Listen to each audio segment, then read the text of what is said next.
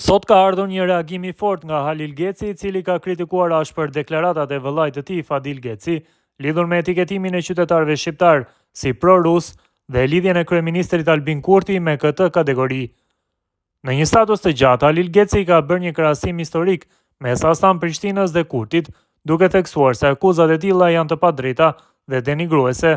Ai ka paralajmëruar se disa figura politike po përpiqen të përdorin emra të njohur të UÇK-s për qëllime të ngushta politike, ndërsa ka bërë thirrje për maturi, përgjegjësi dhe kujdes në paraqitjet publike. Kritike vogël si një gogël, por e madhe si një minaret për vëllain tim Fadilin, ti quash më shumë se gjysmën e shqiptarëve pro-rus dhe Kurtin prijes të tyre, është njësoj si të thuash se Asam Prishtina ka qenë tradhtar ose i lidhur me Rusin.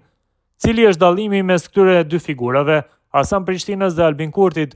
Asam Prishtina e la luksin në Turqi dhe ju përkushtua projektit të bashkimit të shqiptarëve në një front të përbashkët, në një kohë kur bashkimi ishte jetik për ne njësoj si ajri.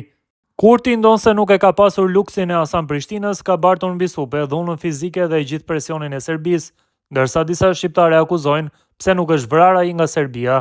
Kurti po kërkon bashkim kombëtar dhe ruajtjen e sovranitetit, ndërsa Asam Prishtina dha pasurinë dhe në fund edhe jetën. E vran shqiptarët pse kërkonte bashkimin e kombit. Edhe Kurtin e kërcënojnë publikisht në forma të ndryshme. Disa thonë se do ta tërheqin zvarr në qendër të Prishtinës, e disa të tjerë madje se do ta vrisnin. Por fal Zotit ai nuk po i bën hesap këtyre zhurmagjinjve dhe zuzarve, sikur të kishte drejtësi funksionale, këto figura dhune dhe gangsterësh do të përfundonin para ligjit.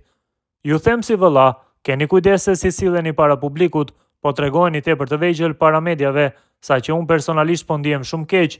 Lumir Presheva po ju përdor si gangster për të sharë dhe etiketuar të tjerët. Në fund, ju them hapur, nëse ju duket mirë vazhdoni, por jeni duke gabuar rënd. Ne nuk jemi as Lumir Presheva, as Milushtaku, as Hashim Thaçi. Duhet pasur kujdes në veprime dhe në fjalë.